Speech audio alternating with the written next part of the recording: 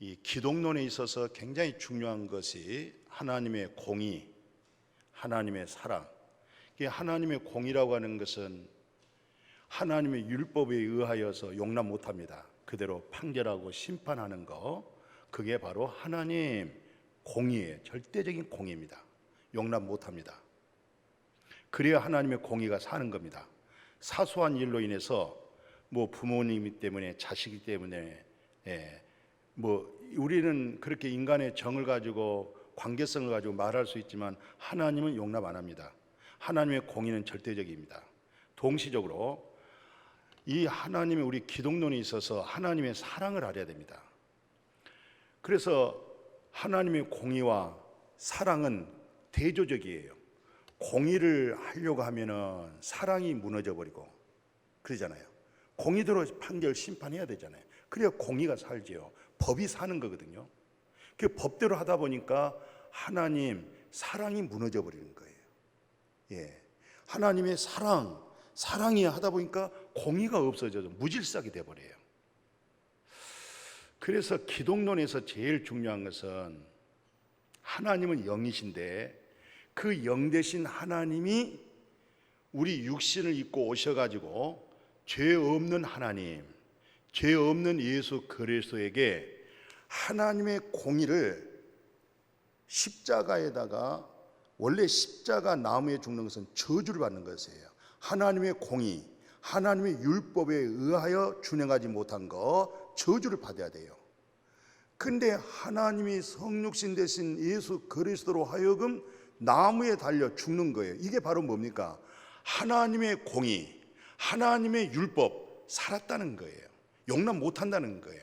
그래서 이 공의대로 죄 없는 예수에게 공의로 심판을 해버리는 거예요. 그리고 나서 예수 속에서 죄 싹슨 사망으로 율법의 요구가 우리가 육신이 연약해서 할 수 없는 것을 하나님이 하시는데 예수 그리스도에게 우리의 죄를 전가하시고 죄 없는 아들까지 하나님의 공의로 심판을 하시고 죄 아래 있고 죄 종되어져 있고 영의 생명이 죽었는지도 알지 못한 마귀 사탄의 종된 우리를 전부 그 하나님의 사랑을 우리를 살려버렸어요. 그래서 하나님의 공의가 성취가 되고 하나님의 사랑이 성취가 된 거예요. 이게 기독론입니다. 그러니까 우리가 당신의 절대적인 정의와 공의가 있다 할지라도 우리는 또 한편에 뭐가 살아있어야 되겠어요? 절대적인 하나님의 사랑이 우리 속에서 살아있어야 돼요. 그래서 때로는 합당하지 못하고 참 용납할 수 없고 용서할 수 없지만은 또 우리 한쪽에서는 사랑의 놀라우신 하나님의 긍휼로 심판 속에서 사랑으로 살려내는 이 두 추가 기독론에서 놓쳐버리게 되어지면 믿음이 잘못되어지고 인격이 잘못되어 버립니다. 그리고 나서 오늘 본문이 왜 이렇게 중요하냐면 기독론에 있어서 우리가 이제 신학적인 표현에 있어서 성령론, 교회론, 종말론 이제 그런 얘기를 해요. 근데 이제 근본 중요한 것은 기독론이 세워져야 무슨 성령론도 되고 구원론도 되고 종말론도 되고 그런 거 아니겠어요? 그래서 기독론에 있어서는 하나님의 절대적인 공의와 사랑이 이 두 추가 살았지만은 공의가 실천되고 사랑이 실천되는데 이걸 누가 이루셨느냐? 전능하신 하나님이 이루시고 우리에게 공의가 이루어졌고 사랑이 이루어져 있어요. 이제 거기에 아주 중요한 내용이 오늘 본문의 마태복음 16장이 여기서 나타나는 이제 기독론이 뭡니까? 가장 중요한 것은 한 번은 예수님이 제자들이 물었어요. 사람들이 나를 누구라고 하느냐고 소문이 어떻게 났느냐고 물었어요. 그 물음 속에 그들은 다 구약적인 개념이 있었고 그런 가르침을 받았고 그런 유대교의 신앙을 가진 그들의 입장에서는 요즘 소문나기를 예수님은 아주 독특한 선지자 중에서 왕 같은 선지자, 대선지자, 에스겔이라든가 이사야 선지자 또는 에레미야 선지자 이런 분들의 칙에 들 정도로 그런 레벨로 얘기가 됩니다. 그때 예수님이 그래? 그러면 너희들은 나를 누구라고 하느냐? 내가 누구냐? 너희들은 지금 나를 믿고 따라다니는데 너희들이 다 모든 걸 포기하고 내려놓고 나를 따른 내가 누구냐? 이렇게 물었을 때 모두 다 덤덤하게 말을 못하고 있는 그때 베드로가 중요한 예수님이 바로 그리스도십니다. 예수님은 하나님께로부터 성령의 기름 부음을 통해서 예수님으로 하여금 모든 사람들이 성령을 받고 생명된 성령의 법으로 새 언약으로 새 하늘과 새 땅을 만들 수 있는 그리스도시요 하나님의 아들입니다. 이 고백을 했던 거예요. 이게 기독론이 정확하게 분명하게 세워지는 거예요. 거기서 하나님의 공의가 살고 거기서 하나님의 사랑이 세워지는 거 아니겠어요? 그때 예수님이 지금 네가 고백한 이 사실은 혈육으로 아는 거 아니야, 지식으로 아는 거 아니야, 사람에게서 듣고 배워서 각인되어서 되어진 거 아니야. 이것은 우주 만물을 창조하신 하나님 우리 아버지가, 아버지 하나님이 너에게 그것을 알게 해준 거야. 영안을 열어서 내가 누구란 사실을 너에게 알게 해준 거야. 정말 너 복 있다. 이 복 개념을 그럴 때 복이라고 쓰는 거야. 복. 예. 세상 사람들이 말하는 복, 기독교에서 말하는 하나님께서 말하는 그 복의 개념은 그런 놀라운 사실을, 영적 세계를 보고 듣고 알아지는 깨달음이 있을 때 당신 복 있다, 그렇게 얘기를 하는 거죠. 그리고 천국 키를 주는데 거기서 또 중요한 것은 두 가지입니다.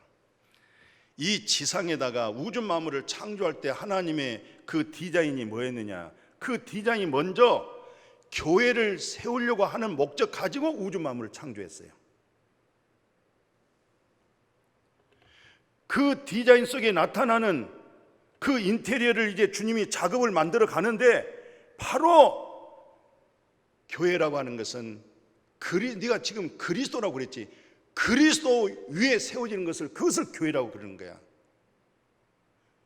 그 화려하고 100억, 500억, 1000억을 들여서 그 우아하게 드려진 그건 예배당이고, 진짜 성경에서 말하는 하나님께서 말씀하신 교회는 네 안에 그리스도가 있을 때 너 교회다 이 말이에요.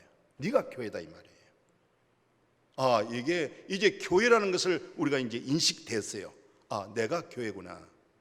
성부 삼일체 하나님, 성자 하나님, 성령 하나님이 내 안에 계신 것을, 이것을 교회라고 하는구나. 그 다음에 두 번째, 바로 하늘문이 열리게 만들고 땅의 문을 닫히게 하는 것이 뭐냐? 율법의 사망을 생명으로 만들어낸 게 뭐냐? 그게 바로 그리스도의 키가 되는 거예요. 키. 그리스도의 키로 하늘문이 열려져 버리고 사망에서 생명으로 옮겨져 버리고 율법의 저주 아래서 영원한 생명의 하나님 나라로 옮겨버리는 키 열쇠가 바로 그리스도가 되어지는 거예요. 이것을 말씀해 줬어요. 그래서 그 다음에 이제 예수님이 마지막 본인이 해야 할 일입니다. 오늘 성경에 있는 말씀처럼 오늘 이제 마태복음 16장이 그렇게 중요한 거예요. 21절에 뭐라고 얘기합니까? 내가 이제 종교 지도자들이, 그때 대제사장들, 서기관들, 바리새인들, 장로들, 그러니까 장로라는 것은 오늘 이런 장로가 아니고 경륜이 있고 연세가 많으신 전부 종교 지도자들의 우두머리들입니다. 이들에 의하여 내가 죽을 것이야. 이들에 의해서. 그러나 3일 만에 살아난다, 이 얘기를 비로소 얘기를 했어요. 그 비로소란 말이 엄청나게 중요한 거예요. 이제야 또는 비로소, 여태 이 얘기만큼은 숨겨왔던 거예요. 모든 것을 버리고 나를 믿고 따른 저들에게 내가 죽는다고 하는 것은 저들에게 절망적이고, 지금 신앙이 바로 서지 못한 저들에게 내가 죽는다, 저들은 이해할 수 없고 용납할 수가 없는 거예요. 그래도 이제 예수가 그리스도, 그분이 바로 하나님의 아들이요 정확한 영적 세계가 천국문이 열렸기 때문에 예수란 이름 자체가 구원자라는 뜻이에요. 예수란 이름 자체가 하나님께 속한 백성들의 죄, 불의, 허물, 하나님과 막힌 담을 헐어버린다, 이것을 예수, 이 말이에요. 예수. 그리고 그리스도, 기름 부음을 받은 자. 예수가 메시아, 예수가 구세주, 예수가 그리스도, 당신으로 하여금, 당신 이름으로 하여금 하늘에 신령한 성령의 기름, 성부 하나님, 성자 하나님, 성령의 하나님, 이 기름 부음이 예수 그리스도의 이름으로 네 마음속에 이제 채워진다. 이 사실을 알았기 때문에 비로소 이제야 꾹꾹 참고 있다가 말해줬던 거예요. 죽고 3일 만에 살아난다. 이 말을 들었던 오늘 마태복음 22장에 베드로가 붙들고 항변을 합니다. 따지기 시작합니다. 이 말은 예를 들어서 취소하십시오. 항변이란 것은 어마어마한 말이에요. 지금 성경 그대로 보면 항변하면서 붙들면서 그럴 수 없습니다. 죽는다는 얘기가 무슨 말입니까? 그게 죽는다는 것만 들려왔지 3일 만에 살아난다 이 말은 안 들리는 거예요. 영적인 얘기는 안 들리는 거예요. 세상 소리는 들려지는 거예요. 사람 소리는 들려지는 거예요. 하나님의 음성은 안 들려지는 거예요. 3일 만에 살아난다, 부활한다, 새로운 세계가 열린다 이 소리는 안 들리는 거예요. 오늘날 교회를 다녀도요, 사람의 생각, 육신의 생각, 세상의 소리는, 세상 지혜는 풍성한데 하나님의 진리가 안 들려와요. 하늘문이 안 열려요. 영안이 안 열려요. 하나님의 말씀이 영과 생명으로 안 들려져요. 이런 분도 없잖아. 적지 않습니다. 이 숫자가. 그때 예수님이 23절 단호하게 사탄아 내 뒤로 물러서. 너는 하나님의 일을 생각하지 않고 사람의 일을 생각하는구나. 이거 기가 막힌 일이에요.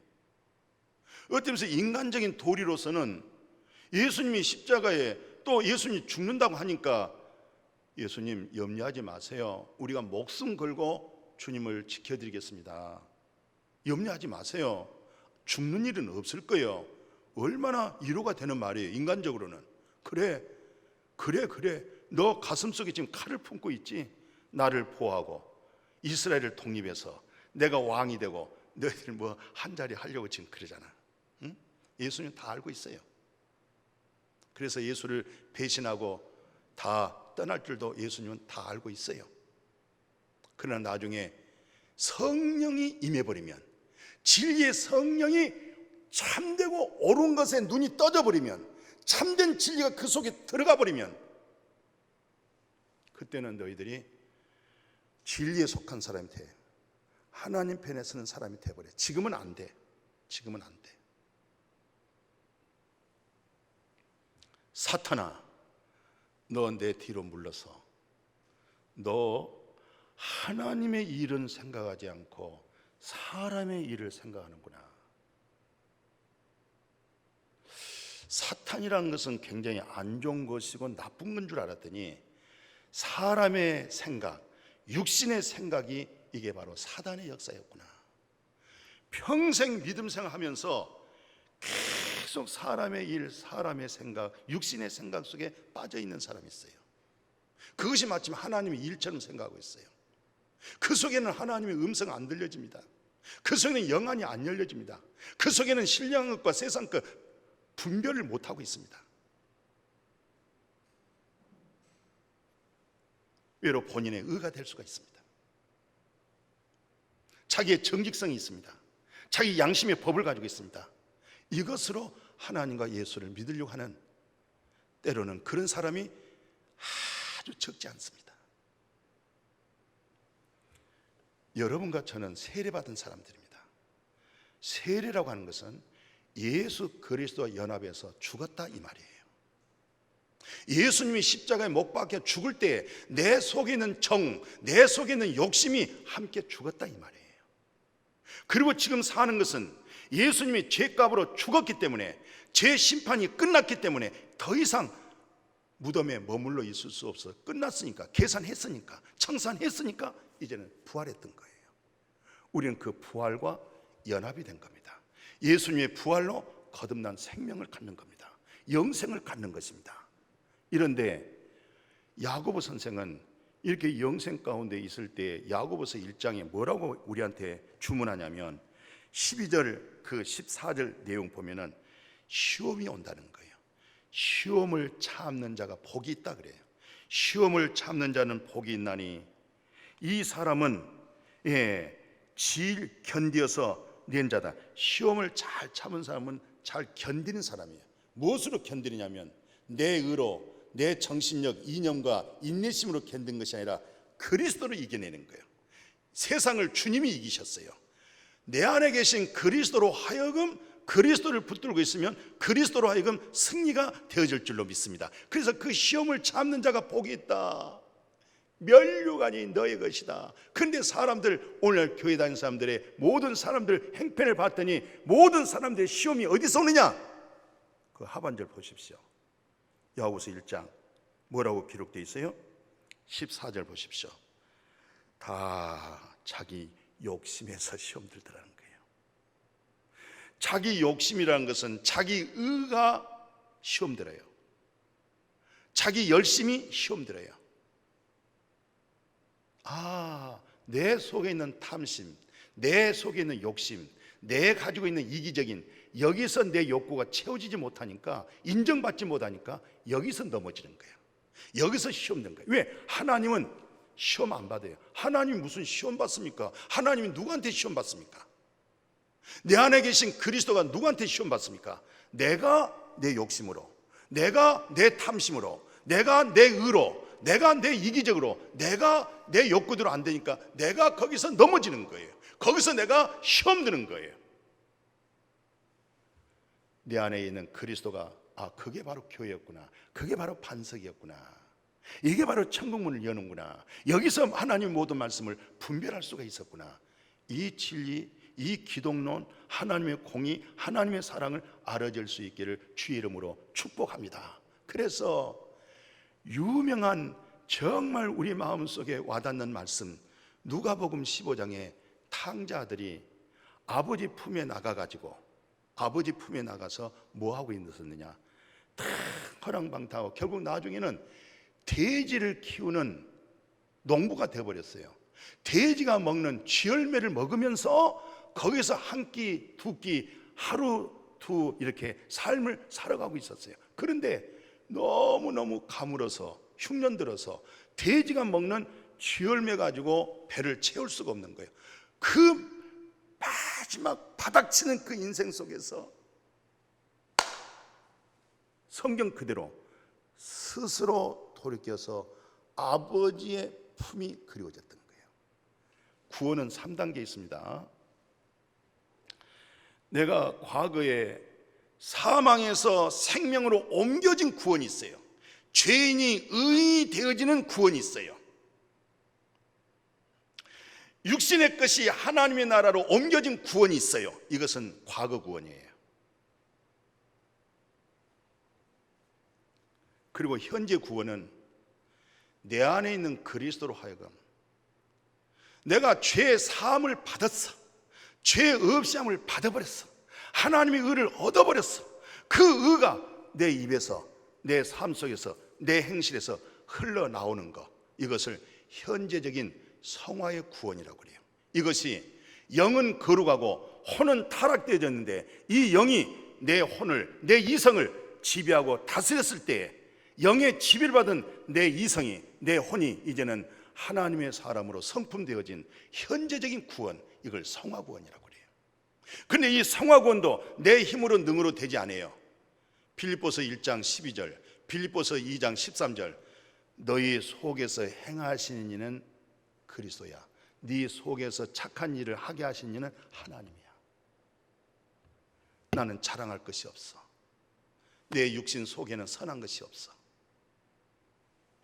설령 당신 보기에 선한 일이다, 착한 일이다, 세상 사람이 할 수 없는 일을 당신이 했다, 그 열매가 맺었다 하는 것은 곧 내 의가 한 거 아니야. 내 정성, 내 양심의 법이 한 거 아니야. 내 윤리와 도덕이 한 것이 아니야. 내 안에 계신 그리스도께서, 내 안에 계신 하나님께서 나로 하여금 흘러 넘치게 해준 거야. 하나님께 감사하고 영광을 돌릴 뿐이야. 이 믿음이 앞으로 점진적으로 우리에게는 영광의 소망, 예수 그리스도와 같은 신령한 몸을 입고 시공을 초월할 수 있는 새하늘과 새 땅뿐만 아니라 만왕의 왕 만주가 되시는 하나님의 100%, 이 첫것이 다 없어지고 새 것으로 나타나는 그런 신령한 장차 우리에게 영원한 하나님의 나라가 보장되어 있는 줄로 믿습니다. 이게 3단계 구원입니다. 이런 믿음으로 우리 속에서 그렇게 아르져 가고 그런 믿음으로 세워져 갈 수 있기를 주님의 이름으로 간절히 축복합니다.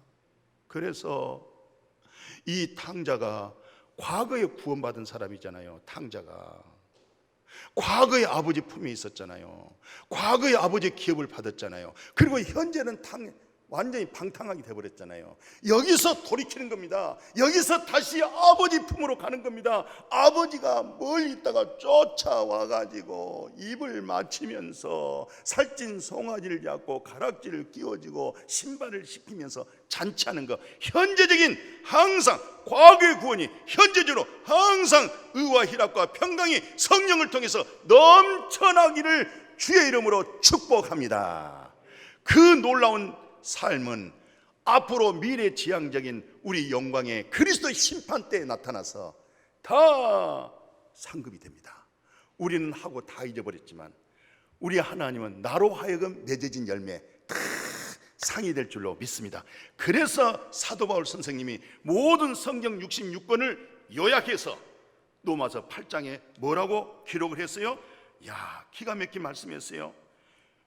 그 로마서 8장 5절에서 7절 8절까지인데, 육신에 속한 사람은 항상 생각하는 것이 사람의 생각, 육신의 일.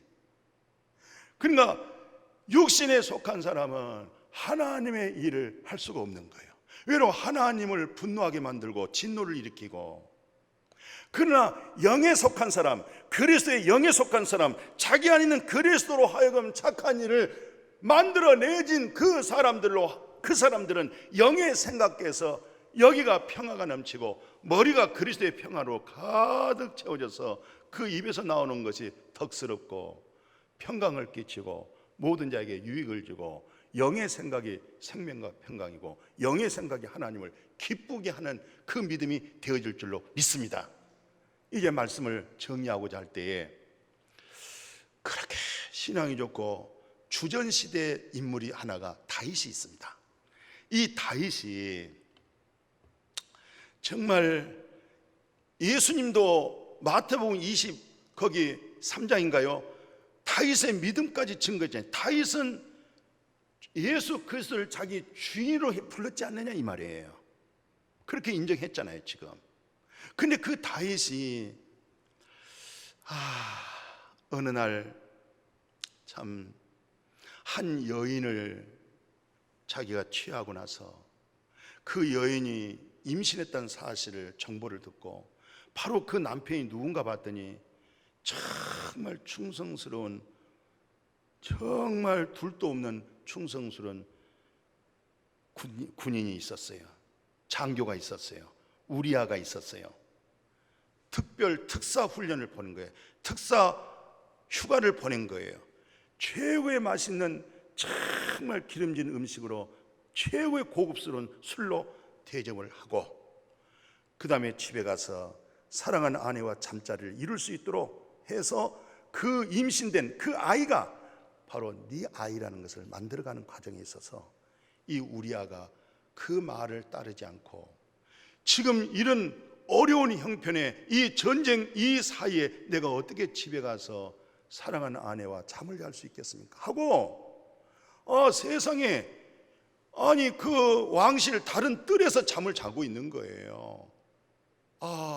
다윗의 생각이 어긋나 버린 거예요. 빗나가 버리는 거예요. 그래서 다시 한번 그 우리아가 올 때 같은 여러 이제 사병들이 같이 있었을 거 아니에요.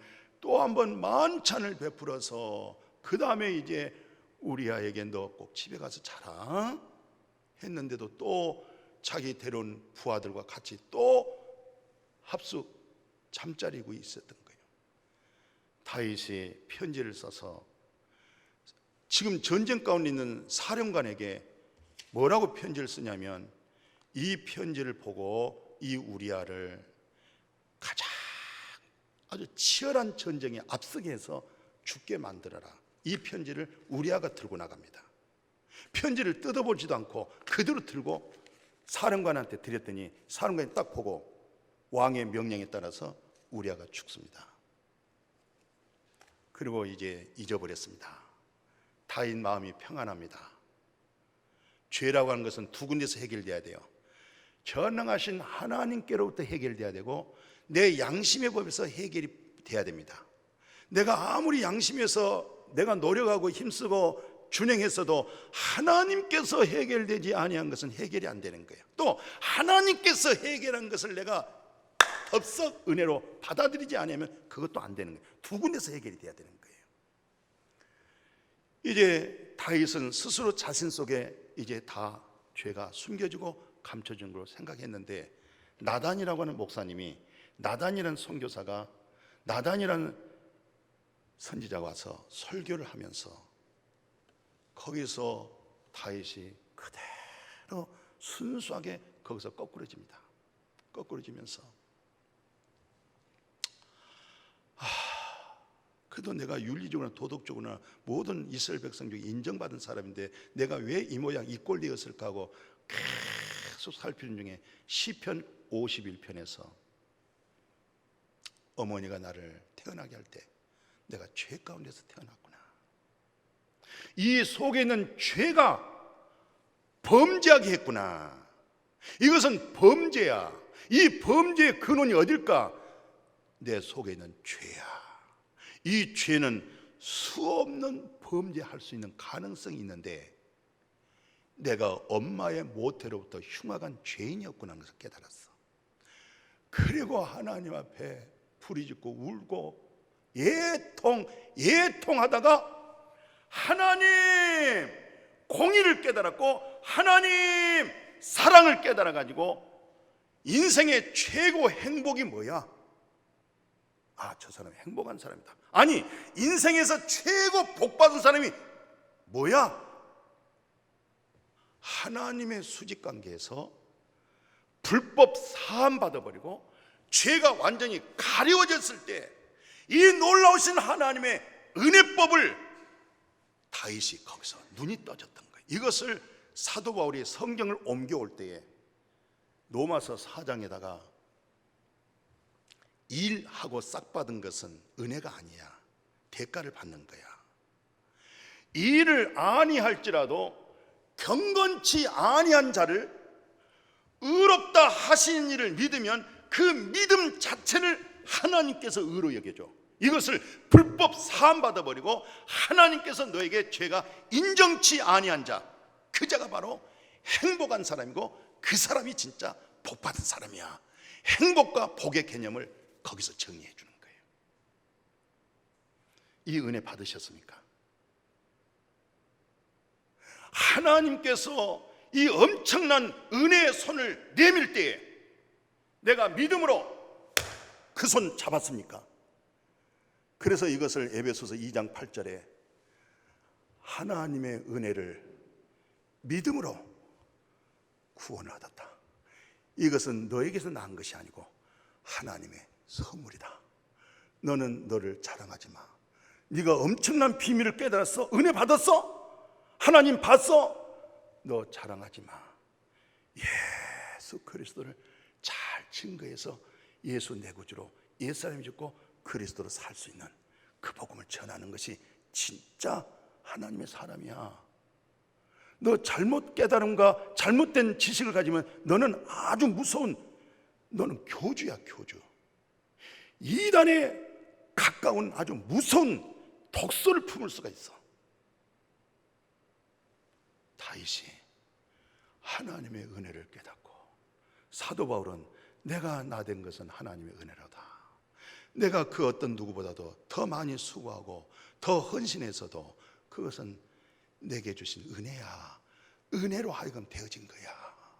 은혜가 너무 감격스러워가지고 그 은혜를 주체하지 못해서 내가 먼저 손 내밀고 내가 먼저 인사하고 내가 먼저 그 사명 감당하고 내가 모든 것을 베풀었어. 내 안에 계신 그리스도로, 내 안에 있는 하나님으로, 근데 성령님을 통해서 그 은혜를 깨닫게 해줬던 거야. 그래서 사도 바울이, 다윗이 두 번째 깨닫는 것은 사람이 살다 보면 사람의 생각이 들어가고 육신의 생각이 들어가는 거예요. 한 번은 밑에 있는 장관들의 명령해가지고 인구조사를 한 거예요. 이게 하나님 앞에 엄청난 진노가 됐던 거예요. 지금까지 네가 여기 온 것은 네 어떤 것으로 되어진 것이 아니라 숫자에 의한 것도 아니고 전술에 의한 것도 아니고 네가 전술을 잘 펼쳐서 승리한 거 아니고 하나님께서 백전백승하게 해줬는데 사람의 숫자를 세워 하나님께서 진노하셔서 7년 동안 흉년이냐 3개월 동안 네가 네 원수들에게 쫓겨다니면서 굴로 도망다니면서 3개월 동안 그렇게 살 것이냐 3일 동안 전염병이 돌 것이냐 하나 선택해라. 여기서 셋 중에 하나는 분명히 선택해야 돼. 너는 사람 생각을 했어. 너는 육신의 생각을 한 거야. 하나님의 일을 갖다가 사람 생각으로 너는 바꿨던 거야. 그때 다윗이 하나님 내가 너무너무 잘못하고 너무너무 죄를 지었어요. 하나님 셋 중에서 하나 선택할게요. 내가 하나님께 징벌받고 싶습니다. 그러나 내가 하나님께로부터 긍휼을 입고 싶습니다. 내가 사람에게서 판단받고 사람에게서부터 심판받는 거 no. 나는 하나님께로부터 심판받고 싶습니다. 나는 하나님께로부터 판단받고 싶습니다. 왜? 하나님 긍휼이시잖아요. 긍휼을 선택했던 거예요. 이게 하나님의 마음에 쏙 받아들여서 3일 동안 전염병으로 거기서 멸하는 숫자로 끝내버리고 여기서 나타나는 하나님의 놀라운 깊은 하나님의 속성, 하나님의 긍휼. 사랑하는 우리 시청자 여러분, 목양교회 성도님, 기독론에 있어서 하나님의 은혜, 하나님의 긍휼, 긍휼이 살고 은혜가 넘치기를 축복합니다. 거룩하신 아버지, 긍휼로 베푸신 은혜로 죄 사함받고 의롭다 칭함받고 성령을 선물로 받아버리고 하나님의 나라에 거룩한 백성 되었사오니 긍휼과 은혜에 속한 믿음으로 모든 사람에게 적용하고 살아가게 하여 주옵소서. 예수님 이름으로 기도드렸습니다. 아멘.